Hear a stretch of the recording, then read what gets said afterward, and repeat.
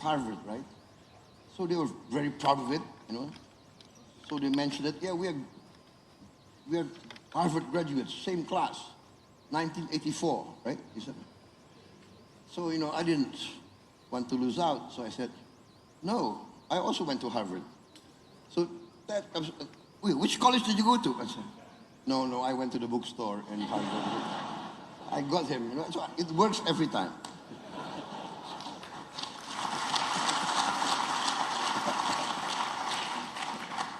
Well, you come from a very distinguished family. Your grandfather was a founder of a very notable bank, and your father was a brilliant economist who served Sukarno and Suharto, but also was not afraid to try to make a change when he thought one was needed. So growing up, your father helped shape your philosophy. So given your family background, how did they shape your economic thinking? I think you are correct, because my grandfather lived in the times of Indonesia being a being a colony of Holland, of Netherlands. My father went to school in Netherlands and graduated there in economics, and so this was the 40s, right? And then, of course, we were in the middle of this great, let us say, upheaval, fighting for our independence. So my father came back. And at that time, to be very frank, most of the leaders of Asia, Africa, the leaders, the elite, were basically socialists. Because at that time, socialism, in fact, even Marxism, communism, they were the movement that really advocated for freedom against the colonialists and the imperialists. I think that's why a lot of Asian, African leaders, movements of the young were practically left-wing, socialist. Many were communists, and my father was also a socialist in his young days. In fact, he was a leader of the Socialist Party of Indonesia. But then, I think what influenced him a lot was when he was sent by our leaders to New York, to the United Nations to represent Indonesia, lobby for Indonesia. And he was there, and there he made friendship with a lot of American leaders who basically were business leaders, who were capitalists, but many American capitalists in those days and leaders were also anti-imperialist and anti-colonialism. They were against all this colonial and imperialist movement, and America at that time was in the forefront of actually basically forcing the European colonial powers to decolonize. So I think that's my father got, and he was helped a lot by many American business leaders. He always talked of this Matthew Fox, I think. Matthew B. Fox. It was at that time, I think, the founder of 20th Century Fox, I think, who became a good friend of my father and always helped the Indonesian independence movement. So it's very interesting. So when he came back from the U.S. In the early days of our independence, he became quite, I would say, even balanced. Of course, the thinking was always socialistic, but he understood that actually capitalism, free enterprise, really had something that's very important. And that was his thinking. In the end, of course, I was a young boy. I said, "So, Father, what is the best economic system according to you, Father?" And he said, "Actually, the best economic system for us, for Indonesia, must be a mixed economic system.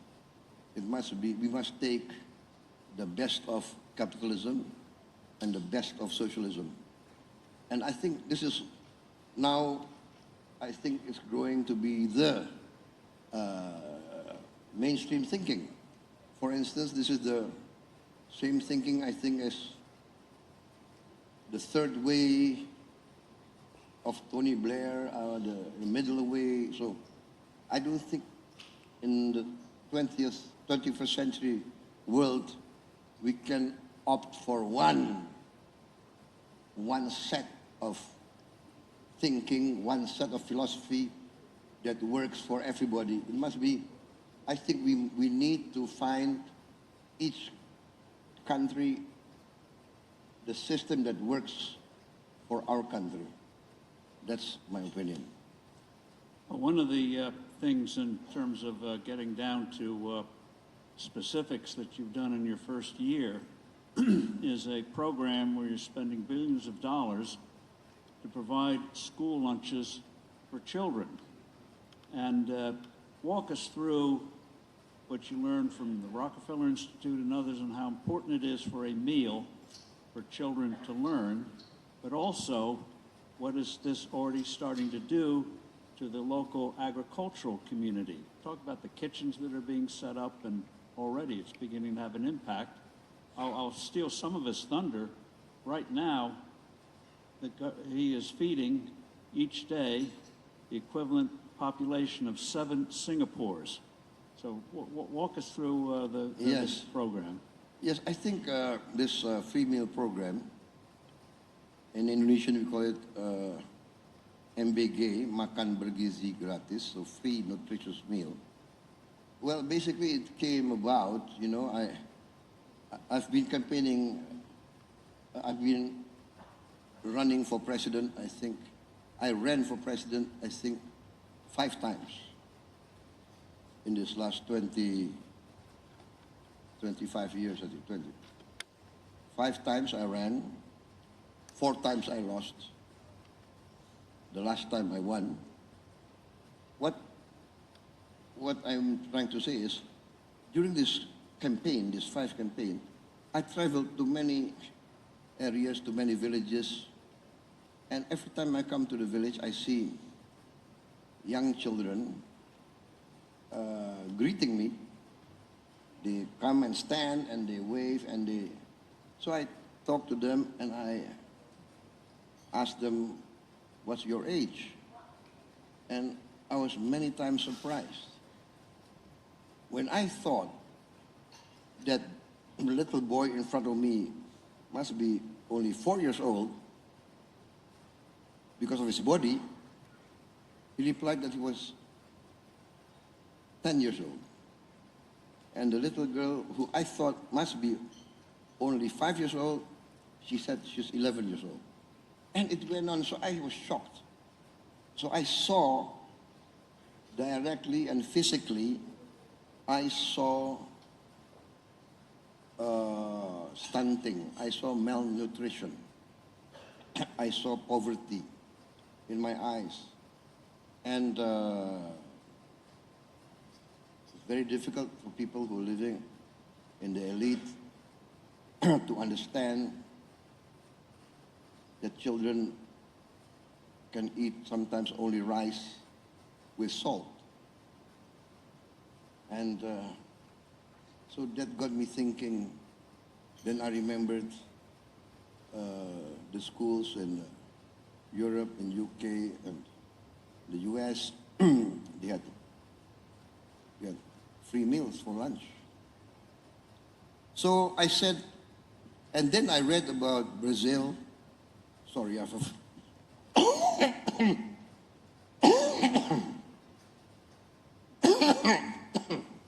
actually I have some flu, but you invited me, so. Well, let me try, man.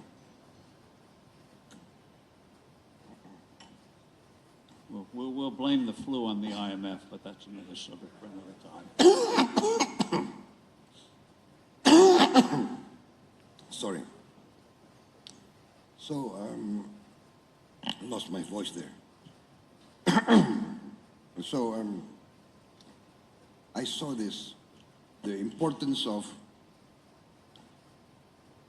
doing something. And then I realized that India, their per capita income is less than Indonesia. And yet their leaders had the courage to have free meal program for their children. So I said to my team, I said, if India can do it, why cannot Indonesia? And India, I think, has done it since 2010. And they have put it into their laws that free meal is mandatory for the children. Brazil does this. So when I started planning for this, it was in 2023, I think. And at that time, there were 77 countries that had a free meal program. So I said Indonesia must be the 78th or 79th. So we started planning, and I announced it as my campaign program, and we designed it. And now I'm proud to say, as of a few hours ago, we have now 11,400 kitchens. I think, yeah, 11,400. Yusa, berapa ya? Sorry, 11,900 kitchens. And we are feeding today 35.4 million mouths. So 35.4 million mouths. Yeah, and that's the equivalent of 7 Singapores. So we are feeding 7 Singapores every day. And I think, yes, we have glitches. I think we had food poisoning, but when we counted the number of meals we gave out, the number of food poisonings, I think the statistic is as low as 0.0007, which I think is not, I mean, even one poisoning is not acceptable. But I think in any human endeavor to have a zero defect or zero accident or zero mistake, I think is very rare in human endeavor, in my opinion. I don't make an excuse. We are determined to make it as near to zero as possible. We increased our oversight, SOPs. We are now buying new equipment, filters for the water, test kits for the food, modern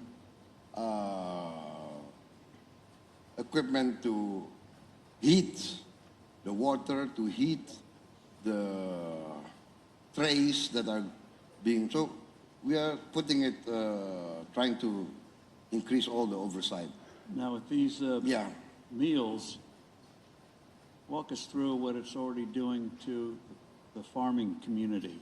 Yes, what we find out, you see, because now we send the money straight to the kitchen.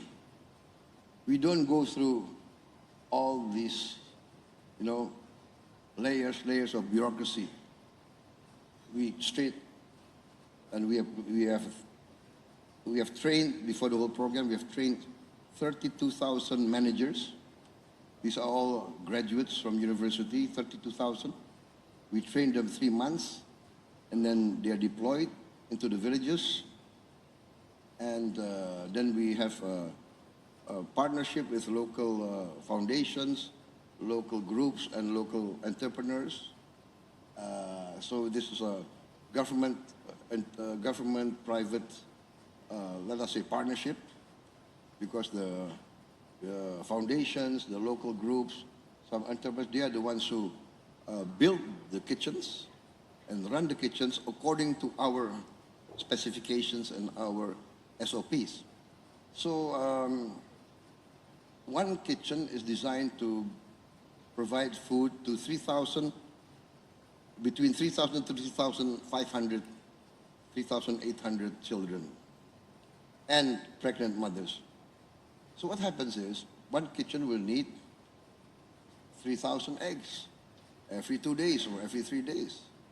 We'll need 3,000 cucumbers, 3,000 carrots, 3,000 tomatoes, 3,000 pieces of chicken, and etc. So what happens is, the local farmers find out, oh, we have a guaranteed offtake for our products. And so they're growing new stuff. We hear a lot of stories, a lot of testimonies. They are building fish ponds, and those in the coastal areas, they increase their fish production. So it's very exciting. What I got a report, and this is from the Rockefeller Institute. I got a visit from a delegation of the Rockefeller Institute, led by Mr. Roy, I think it's Roy Cohen, I think. And they said to me, in their experience, going through many countries in the world with the same program, they said that every $1 spent in the free meal program, the return on the $1 is between $5 to $37. So this is massive. It really encourages me, because my first purpose is to overcome the hunger of the children. That is my first purpose. But in the sense that we put in so much resources to the villages and the poor areas of Indonesia, even the urban areas, even Jakarta has a lot of undernourished children. So, and this, I think, is providing a big boost to the economy, in my opinion. That's the feedback I get. And you've done programs to increase agricultural output, but also the 17,000 islands, you also now, amazingly, have a program to improve fishing with the refrigerators and the like. Walk us through how... Yes, I think Indonesia is basically, we are actually very blessed and very fortunate that 3/4 of Indonesia is actually sea. But the sad thing is, we have not really exploited well this blessing. So basically, in the 80 years of Indonesian history, there has been no real effective program to empower our fishing communities, basically. And this is what we're trying to do. My Minister of Fisheries, he started a pilot project. One model, we make as a model of this. We call this project the Fishing Village Project, Desa Nelayan. So, a village consisting of 2,000 fishermen, we will reorganize, give facilities. For instance, many of these villages do not have a simple jetty. So we build a jetty for them. They don't even have ice. So we provide financing so that they can build a small ice producing facility. So every day they go to the sea, they will have ice blocks. And so when they catch the fish will be relatively fresh coming back. So it's simple things like that. Cold storage, when the produce can be stored, and then electricity, solar panels. So all these things, clean clinics for them, good schools for the children. And we find out their testimony, after 1.5 years, 2 years, their earning increased up to 100%, which is amazing. You know, I am myself I'm very surprised. I thought maybe 40%, 50, 100% increase. But for basic things like ice, and then of course facilities for auctioning the fish. So now all the people who need fish, they know, oh, in that village, I can get fresh fish. And if I come early for the auction, I'll get the best. So prices increase, earnings increase. So what we are planning to do is we are planning to replicate that this year, 2026. This year we already start building 65 already. 65 already. And the target will be end of 2026.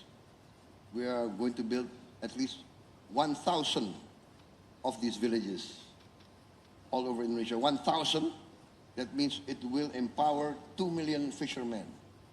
2 million fishermen with their wife and maybe 2 kids. That's 8 million Indonesians. We hope immediately, after 1 year, their earnings will increase by 100%. And this is our goal, our dream. And I'm very bullish, I'm very optimistic. So we will now get fresh increase of protein from the fishing villages. We will send it to our cooperatives, because I'm also building, we have already established 81,000 village cooperatives. And each village cooperative will have their own warehouse, cold storage, will have their own mini supermarket, their own village drugstore, village clinic, etc., etc., etc. And each cooperative will be given financing to buy 2 trucks. So all their produce will be sent to the market. And there will be no more stories of, sir, our harvest is rotting, nobody's coming, da-da-da-da-da-da. Yeah, so I think this is going to be, an exciting time for Indonesia. I'm excited, and because I'm seeing this dream, this concept turning into reality as we sit here today. And one of the things you've done was to wipe out old debts for a lot of small farmers and businesses that were around for years and years. Yes, exactly. Weren't going to be paid, so just wipe it out and let them have a fresh start. I think at that time when I came in, even before I came in, in my campaign, a lot of these representatives from the farmers and from the small business came to me and, sir, we can't get any new loans because our debt of 25 years ago is still in the books of the banks. So I called some of the bankers, we discussed, and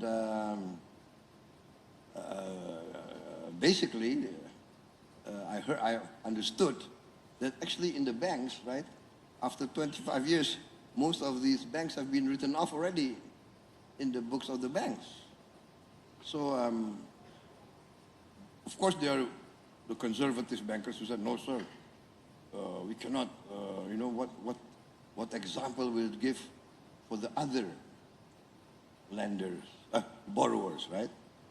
So I said, these people, 25 years, they cannot pay back because of bad weather, because of natural disaster, etc., etc., no way can they pay back. So to be realistic, I said there is such a thing as forgiveness. So I said we forgive the debt. Now, one of the things in what they call a macroeconomic sense you're doing is free trade agreements. And you have an agreement with the EU, European Union, to promote trade. Can you walk us through that? Yes, I think this is one of the achievements of my team, my economic team, led by Mr. Ailanga Hartarto. He's been working very hard with his team. And we succeeded in getting the agreement through the SIPA, right?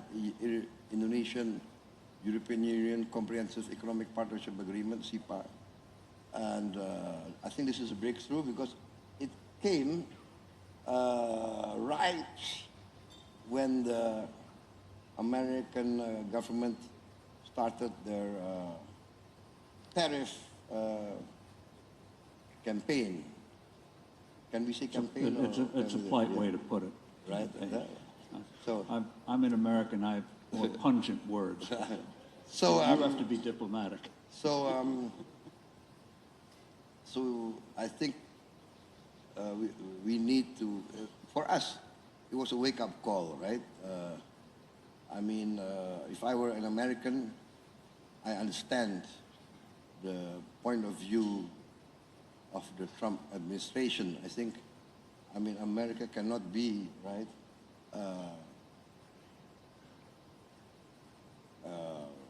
I mean, the whole world considers America to be a nice market, and then on the other way around, they don't also open their market to American goods. So there will always be, it's the duty of every leader to try to protect their people. But, I mean, if you go in a tariff war, where will it stop, right?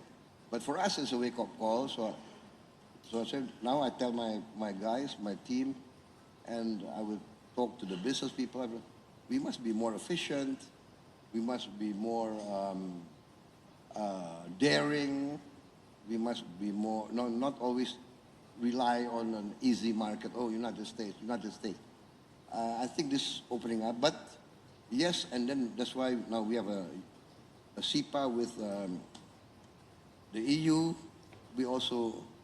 I witnessed the signing of SIPA with Canada, and I think we are more and more trying to get these type of agreements with most markets, also with Latin America, with I think RCEP and CPTPP, etc. So we also are joining OECD. We requested to join. We've joined BRICS. So we believe that we should, be in all the markets that we can. But basically, more important is actually the Indonesian market. We are nearly 300 million people.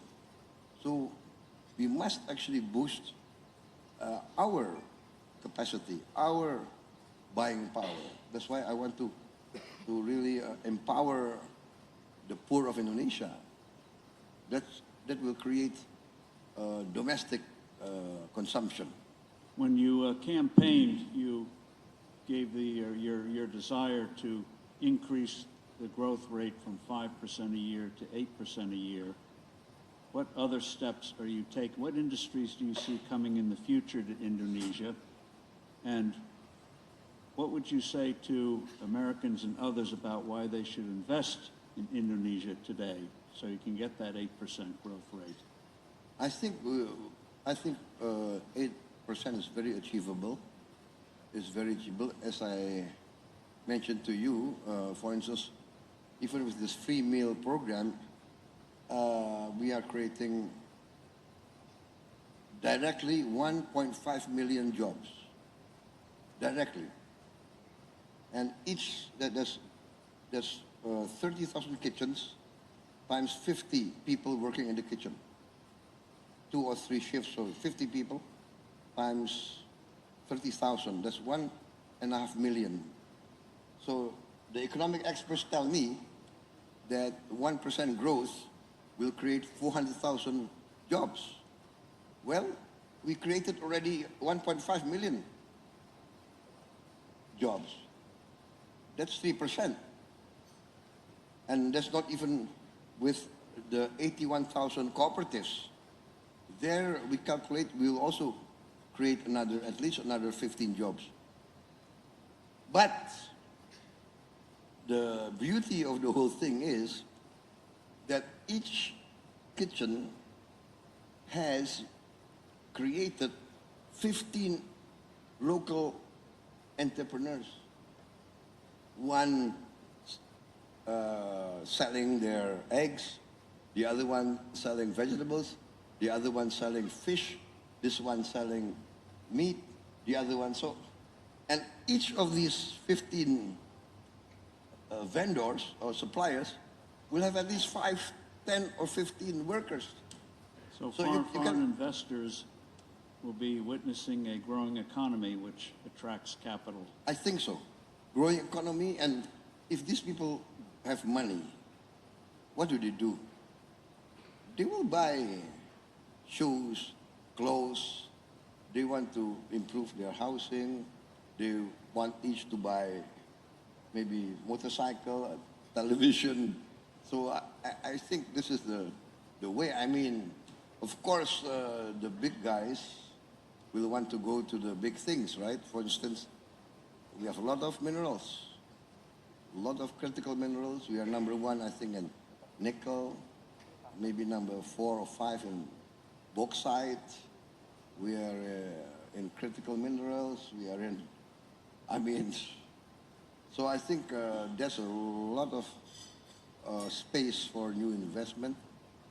We need more exploration for oil and gas. We need more drilling. We find out that we have, I think, 30, 40,000 old wells that with new technology we can increase our yield. So I think there's a lot of room for investment, and I think Indonesia must be something that will attract a lot of interest to come in, because I think not many economies, I think, in the present world enjoy. Even now we are growing at 5% a year. I mean, many other countries are not even growing at all. 1%, 2%, even. I just came from Sharm el-Sheikh. I meet all the leaders, and we were exchanging notes, and many countries are struggling with energy and all that. I think we are blessed with so many resources, but of course, I'm not satisfied. We have to manage better our resources. One of the couple of things you're doing, one is improving tax collection, and the other is you may be looking at tax cuts to help stimulate the economy. And another thing you're doing is you've created a second sovereign wealth fund, Danantara, which has under assets, starting off, $1 trillion. And it not only includes your major banks, but it includes Pertamina. But also, amazingly, you had 1,000 state-owned businesses that now you're going to rationalize, reduce, because together they're only returning 1% on assets.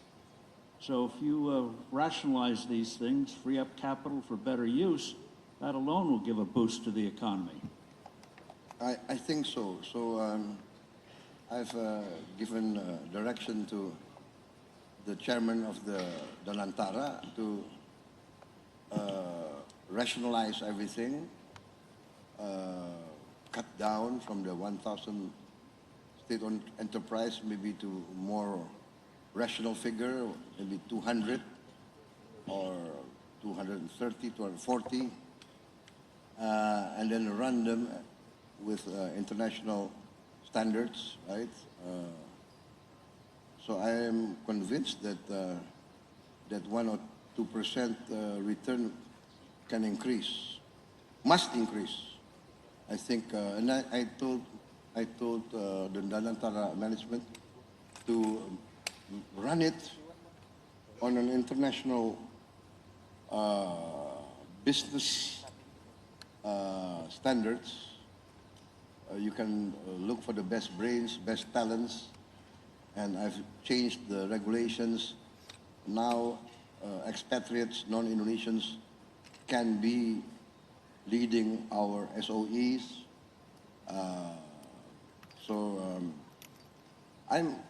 I'm very excited, but because sometimes I don't know. There is some sort of disconnect sometimes between the economic players and the political players, the political leaders. Many political leaders, I think, do not want to do their homework. Many political leaders maybe are afraid of figures or afraid of business. So I think it now behooves all the younger leaders of Indonesia who want to be political leaders. You must understand business and economics. I think I heard somewhere, was it under Clinton's campaign somewhere, that he put in his campaign room, what? It's the economy, stupid. It's the economy, stupid. I don't know how to translate it into Indonesian, yeah? But it's the economy, stupid. If you don't understand the economy, you can be fooled by the economists, right? So you must never be intimidated by the so-called experts. I'm talking to my younger guys, right? So One of the things you've been very open about is battling corruption. When you were defense minister, you made it a point that any relative, if the name came in for a contract, they would not get the contract. Relate the story first of a company that came in that made you an offer. They thought you couldn't refuse, but you did. And then walk us through quickly the things you are doing now to combat corruption, not just prosecutions, but making sure you have the personnel properly salaried so there's no excuse for payoffs. But first, relate the story about what happened to a particular defense company or a potential provider to get a contract. It was rather brazen. yeah. I mean, corruption is very difficult. Corruption is, in my opinion, is a disease. Once it reaches stadium 4, like cancer, it's very difficult. But corruption, in my reading of history, corruption will destroy countries, nations, and regimes. So, yeah, I am determined to try to cut down corruption, and then sometimes the only thing is you must give the example, right? So yes, when I became Minister of Defense, the first night I became Minister of Defense, I remember I called in all my relatives, my nephews. I don't know if my brother was in the room, but I said, listen, I'm the Minister of Defense. Yeah, you guys cannot go into the Minister of Defense for any defense contract, right? Understand that. So that's what I try to do. But of course, after 2-3 months, business people are very creative, right? especially Indonesian business people. So they will find ways and means. And then one day I found one of my nephew coming to me, right, with a project. Da, da, da, da, da, da. I said, oh, come on, you've never been in defense. You don't understand defense, okay? So no, look for other business. So one time we had a defense project conference in the Ministry of Defense. So my head of logistics reported to me, sir, we have these 250 projects.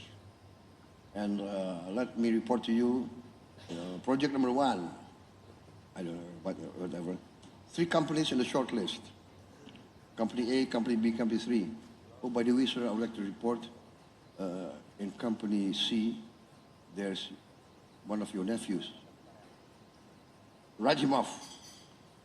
Go down the list. Oh, by the way, sir, in this project, Company A is one of your other nephews. Write him off. I wrote off all my family. And so in the end, he made a comment, maybe I shouldn't have reported the names. And then they might have passed. So I had difficulty meeting my nephews for 3 or 4 months after that. But yeah, you have to give example. It's not easy, but you have to do it. And then now,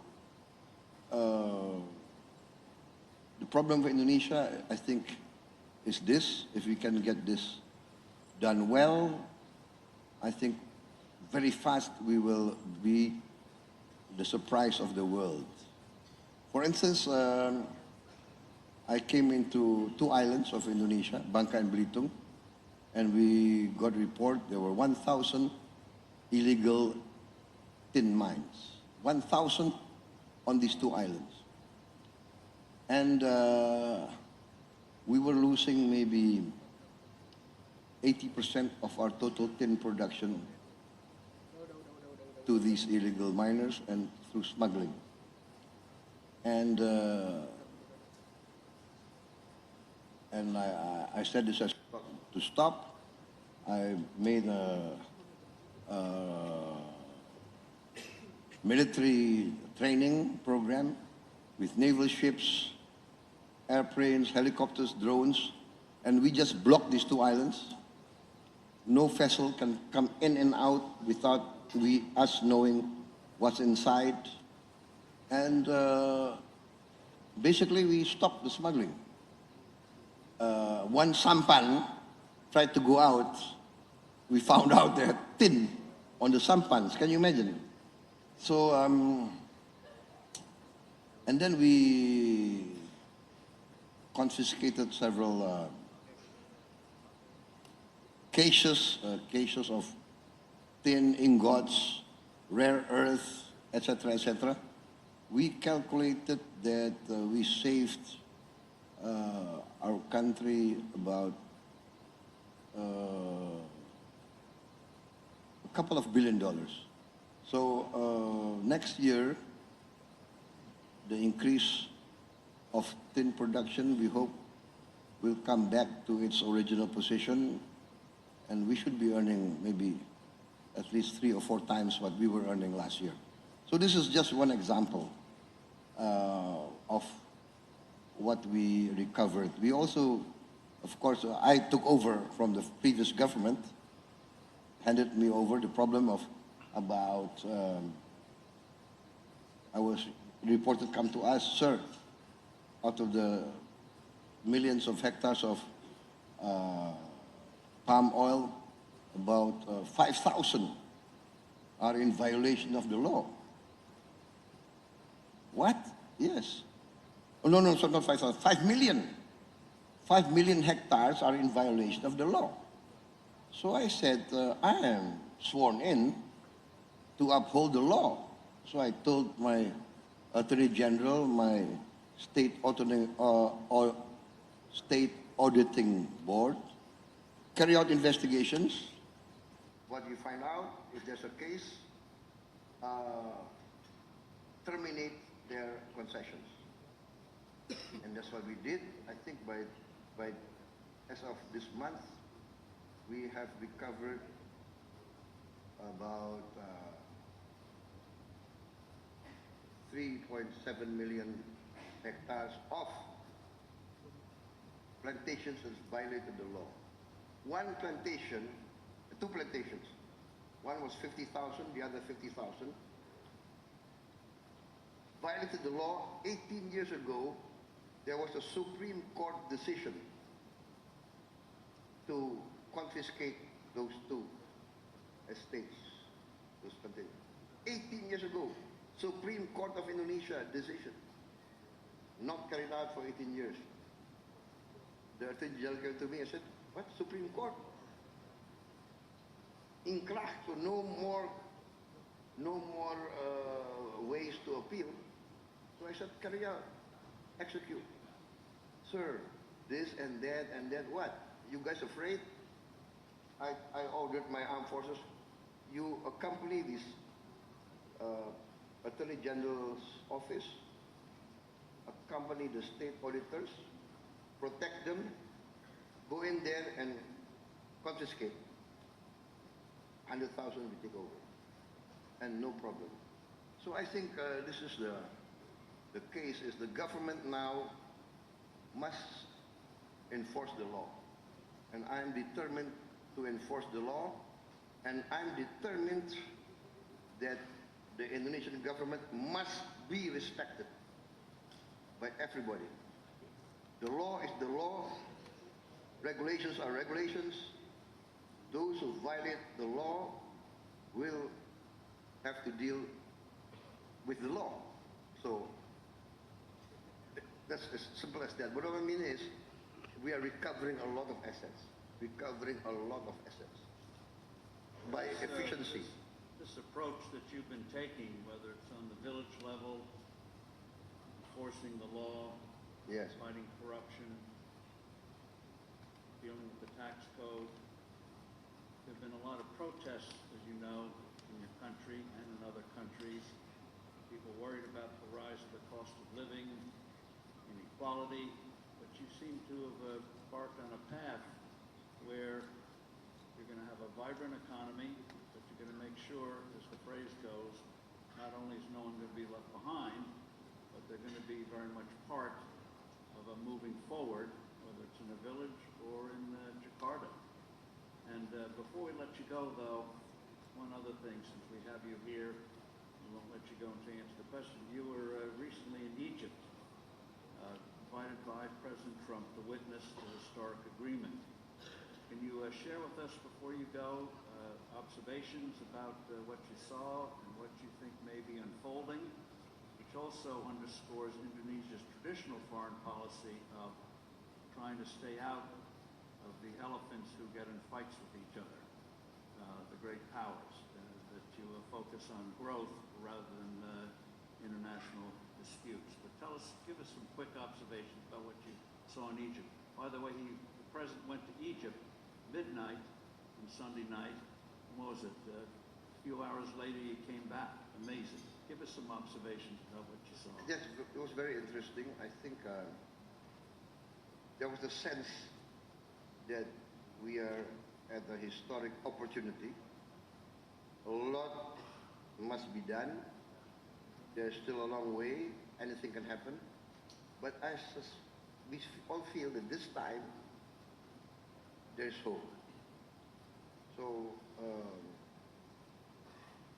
in New York, during the United Nations General Assembly, President Trump called about 8 of us, 8, let us say, leading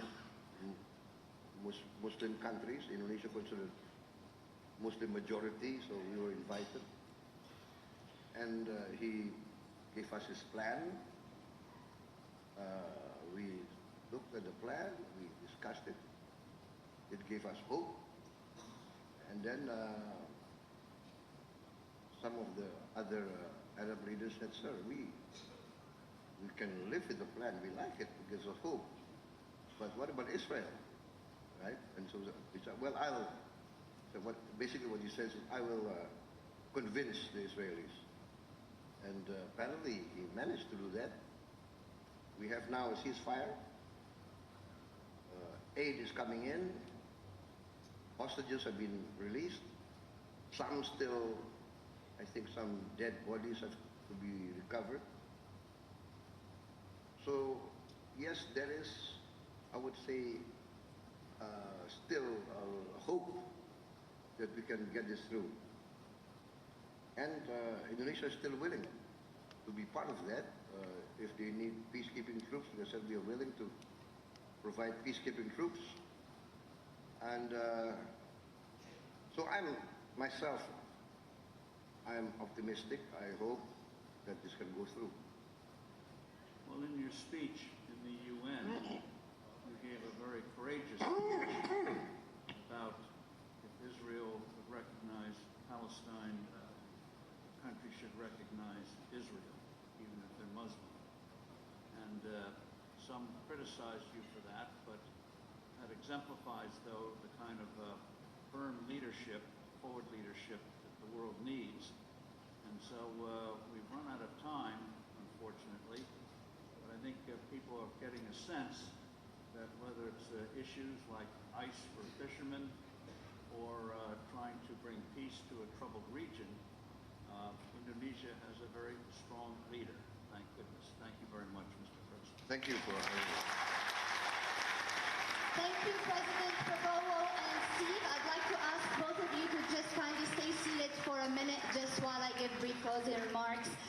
Ladies and gentlemen, what a great way to end this year's Forbes Global CEO Conference. We'd like to thank all our speakers, guests and sponsors for their support and for making this annual gathering possible. You've been such a wonderful audience. We look forward to see you at the next conference. Ladies and gentlemen, the President will now take his leave. Thank you.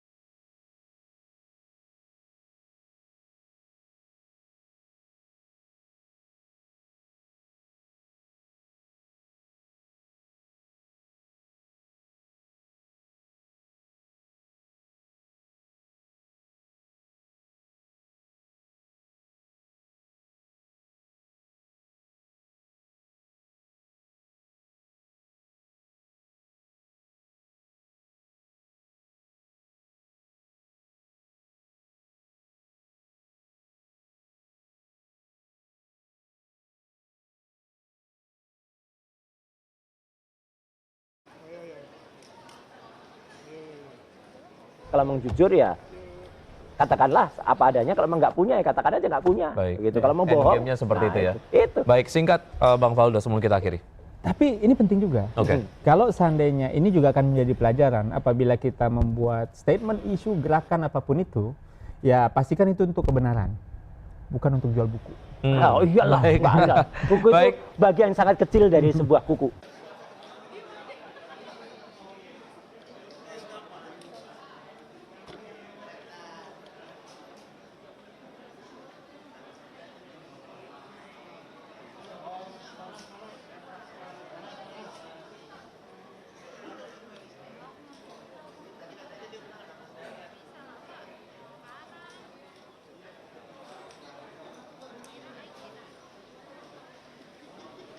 Jadi tadi itu harus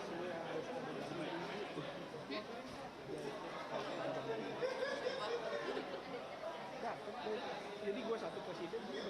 Oh, seriusan? Anjir.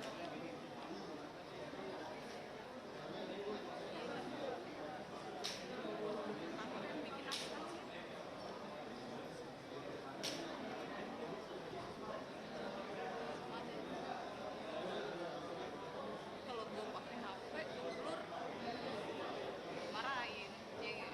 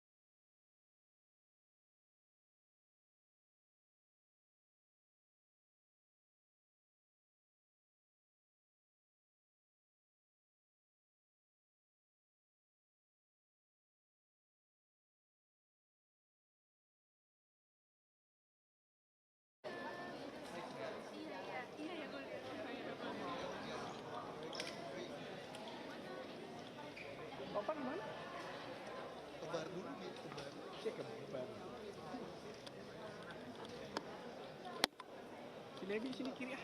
Itu mau wawancara Steve tuh. Steve Jobs. Dan Steve yang satu nama. Cak dong, panggil Cak ya.